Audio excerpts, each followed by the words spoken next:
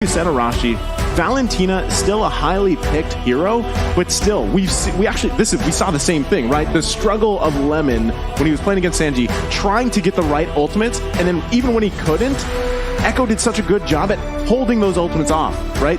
Staying so far away that it was so difficult to utilize the IMU ultimate for Valentina. And I feel like that is going to be a similar case here for this matchup.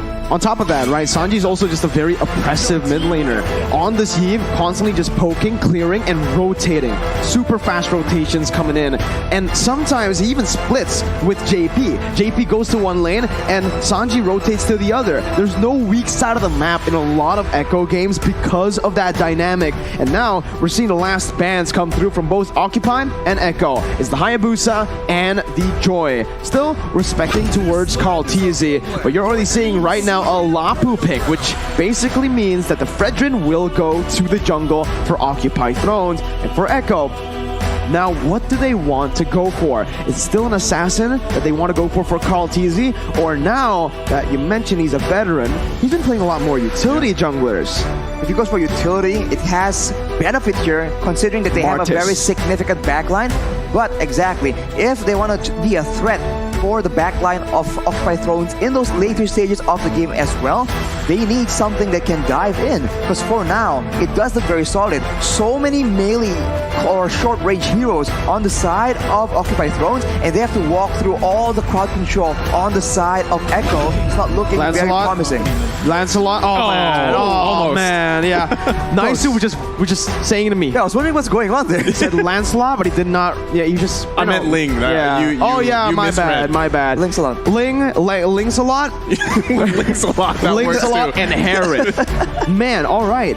So looking at it, honestly, in terms of damage, they've gone it down, right? It's a multi-dimensional draft in that department. They are going to be dealing physical and magical damage. And there's a lot of that. So it's going to be hard for Occupy Thrones to really, build defensively, respecting that kind of damage coming in. Final pick, Beatrix. This is the thing, though. We've seen this before, right? If they give up that real-world manipulation to the Valentina here from Occupy Thrones, hey, we've got the Herod. We'll Zaman Force in and fight in the box of death. I think that's pretty much what they're going for here. So it also kind of counterplays around having that ultimate available to you. And on a Beatrix, it's a tough situation when you're dealing with a Yuzong, man. You need some protection, but as it stands, there's only 1 or 2 members that can use their crowd control to try and save Gado, but that's going to be a costly expenditure, especially because with a Yve, right, and with a Herod available, you need to lock them down to ensure that your team does not get decimated. Yeah, I mean, these are all great points here. We've seen the lineups for both of these teams. We've got the crowd being hyped up as well. We can hear them behind us, and that is from Occupy Thrones corner, and they're getting ready to go in this second match of the day. Again, crucial match here for Occupy Thrones and Echo ahead of them, but we're going to be jumping into the land of Dawn. Ladies and gentlemen, welcome to match number 2, Echo Philippines and Occupy Thrones. Oof. Again, I don't know, man. Now that you mentioned it, Arashi, the caster curse, right? The talent prediction curse. Right now, yeah, there's been a lot of jinxing the last 2 days, man. So we'll see if Echo can break that curse or if Occupy Thrones just gets that momentum, that buff from the curse. Right, to be fair, on a lane right here, there's still a lot of crowd control available to just shut him down completely. Divine Judgment, the taunts coming in from Leo, the Terrify coming in from Fury as well. There are options to play around with, but I really feel that there is no... It's a certain case that Gado will have a very difficult time. Maro, though, already forced to flicker early on here. Fury 77 rotates, again, helping his roamer out, but without that flicker early on, there's not much that he loses. Maro's looking for a cheeky steal. He doesn't get it, but he does get level 2. Playing with danger there, but Maro, he's going to stick around. He doesn't have the flicker, but early enough that it shouldn't really be too bad of a situation. Now that first turtle that does come up, you'll probably see Echo make a beeline for it and then force probably Occupy Thrones to try to contest that, or they just give it away and stay a little bit safer, right? Early game, try not to let that snowball get out of hand here from Echo, which we've seen them do before, and just allow yourself to build up here for Occupy Thrones. Look at the focus on the bottom side, though. They're going to be looking here for Benny Cutie, looking for a moment. Leo's going to go down. Yeah, tries his best to just look for some just a CC there, but again, it's not really going to hit for now. Benny's actually going to be able to win out in that trade against Gado too. So that rotation towards the bottom lane, not really achieving anything at all. It's actually going to be Echo who utilizes that and punishes Occupied Thrones for revealing themselves in the bottom lane without getting anything. And Echo are controlling the turtle side now with the turtle spawning. Occupied Thrones, I mean, it's not a bad move to try and go for the other side of the map, because let's be real, in the early game, trying to contest Echo with all this crowd control, all these AoE abilities, it's gonna be a bit foolish of an attempt unless they can get some crazy pickoff. So they go for the play on the gold lane. As you said, Mirko, it's unfortunate they were unable to get anything, not even the turret gold. So for Echo, that's a small victory, one of many, most likely for this game. And I think Onana's level 4 ultimately will be used to actually engage fights. Maro's going to be caught, has the flicker, gets out again, and someone else used the flicker here. It's Gado in the gold lane. Yeah, I was just wondering, about this matchup here in the gold lane specifically. Gado, they have the news, right? There's no flicker available here. Gado's got to be careful. That's why we see Maro making his way too. But he should be careful. Walks up, gets knocked up, and that's first blood over to Benny QT. He had the information, right? You called it as well, Mirko. Flicker was down. They played around that, and now they also gave that kill to Benny Cutie, right? He's running that Herathon gold lane, has the mystery shop here. So the scaling there is going to be in his favor. It's going to make it really hard for Gado. Way the Dragon and Divine Judgment locking Karl TZ down, and it's Maro who picks up a kill. But look who's here, all the way for the XP lane. Sanford with the Petrify, getting Leo petrified as well to pick up a double kill as Hulk rotates over to the mid lane with a Brave Fire. He's angry. Sanji's going to be caught. Stunned up. Hulk picks up a kill and trades it back, but somewhere it's still Echo who has the better trade. Hulk Smash. Hulk Smash coming in. That's a lot of damage that they can't ignore. And at least until later on, when they have some more items to deal with, this is what that Lapu Lapu can do. The Yuzong is a dangerous threat to the backline, but so is the Lapu Lapu. And in a way, a lot more dynamic as well. Way the Dragon by Fury77, stealing it away. Just canceling out the engage or the pick potential that JP was looking for. Yeah, I mean, you have to constantly be worried if you are Echo about the Divine Judgment pickoffs, which we've seen Maro do, right? He's going to constantly press that situation in favor for Occupied Thrones. That's the tool they have. They're doing it here. Maro with Divine Judgment, the flicker. JP does the same, and he brings Gado back. The Spawn Force was popped in, and the Mu's Passion is not enough to take Benny down. It wasn't even enough to take him low. Echo get the turtle too, and it is a disaster for Occupied Thrones. Echo right now controlling the game, 2.3k gold lead. It's a 2v3 outplay on the back of JP, just really identifying who he needs to kick under the turret, and I think that would just benefit them so much.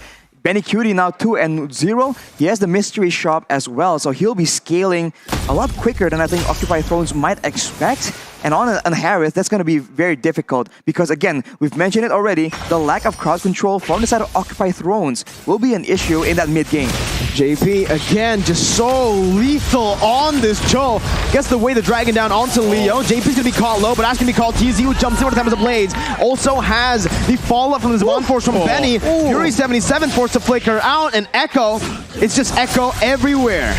Maro, though, he's still holding on to the Divine Judgment, but they give it the recall here. That's the thing, right? I mean, I feel like if you're Occupied Thrones, you've already tried a lot here in the bottom side. Gado, unfortunately, is 0-3. He is falling behind in terms of farm and everything else and itemization, so it makes it even harder for him. And that's why you see Echo, right? They know this weak point here, and they're going to keep pressing it until at least they get that tier 1. And that's what we see even JP doing here. But let's take a look at the items on how this is all resulted out. Rashi. Right, I mean, it's such a high-paced game. Benny Cutie at this point has a Feather Heaven and the Divine Glaive, so a lot of damage and a lot of DPS, not just burst damage, but actually he's going to be walking into a bit of a trap, but JP turns it around yet again. With the way the Dragon, but it's going to be Maro who finds the Divine Judgment onto Benny, who's able to actually pop the Spawn Force, looking for a trade. It's just JP who gets taken down in the mid lane. Sanji flickers forward. Hulk's going to be taken down with a basic attack. The fade away from Sanji. I like to call that the athletic flicker, right? Because so we've seen Sanji do that how many times now? He flickers in, gets someone really low, and then it's literally one auto attack for the kill. It's down to the wire with these players, man. It's unfortunate for Occupy Thrones. They get a small victory, but now, without the mid lane turret, Echo can extend their pressure into the jungle. And now, if you thought that Gado was having a difficult time, Leo will start feeling that pressure as well. But look at the play. JP, again, finding Maro. That's going to be the real world inflation popped in. JP going to be chunked there as Leo jumps in, looking for that red tree. Does not get it. It's still JP. Wow. JP doing everything here. And that is the zoning potential that Echo has. We talk a lot about the range differential. Having a real world manipulation means that they can do things like this. That's the Tempest of Blades, knocking Maro up. Karl TZ styling here in the game. 9-3 for Echo as Benny actually moves forward. Fury's gonna be taken low, taken down to the mega kill. Sanford jumps in, the way the dragon is there too, and that's the passive. It's all just fadeaways and pure style from Echo. On the shoulders of Daddy JP. We're seeing Echo just make play after play here. It's 6.5k now, almost 8 minutes into the game. And this is tough, right? If you're Occupy Thrones, like I was saying, Gado, that gold lane, who you hope that you have available to come online for the late game, is not going to be there anytime soon. BOD just being picked up here 8 minutes in. And keep in mind, Karl TZ, he is doing something we've seen before, the killing spree on that Ling, so he is out for blood. And Benny Cutie, already a Holy Crystal at 8 minutes? What? That is a lot of damage. And as we mentioned already, Gado will not be having a good time at all. So much damage, so much range from Sanji, but also all the dive coming in from the rest of the 4 players from Echo Philippines. Right now, focus on the top side. They're going to get that tier 2. All in the meantime, waiting 30 seconds for that next Lord to come up here. Again, at this point, this is a massive lead for Echo Philippines. Occupy Thrones going to be forced to find any pick they could potentially get here. But now you're going to see even the pressure for that purple buff. If it comes up, Conceal Play going to come out. Nothing committed just yet. But Occupy Thrones trying to turtle up here on the tier 2. Meanwhile, Echo just trying to buy time for that next Lord, for the first Lord of the game to come up. Again, right, Echo, they got the lead. They're not really going to go for these crazy engages because they don't need to. It's unnecessary, right? They already have control over most of the map right now. They can just constantly be playing around with the Lord, forcing Occupy Thrones to walk out of the base. And when they do so, that 7.4k gold lead speaks for itself. And they can still abuse the fact that Karl TZ is just so mobile. He is still getting resources right now, but JP turns it around. Where the Dragon, but Divine Judgment comes in. That's going to be JP taken down, but the backline's going to be targeted down by Sanford and Benny QT with his Mon Force. 1-for-1, Roamer for gold. It's Echo who takes the better trade once again. Leo going to be able to taunt Sanji up. Maro's going to be taken low. Karl TZ jumping in. Maro flickering out of the real world inflation. The Appraiser's Wrath was so close to getting Sanji, but he's still here. He calculated that one. Flickers out to safety. Occupy Thrones have lost their jungler. Echo is on a mission right now, and they understand that Gado is part of their win condition.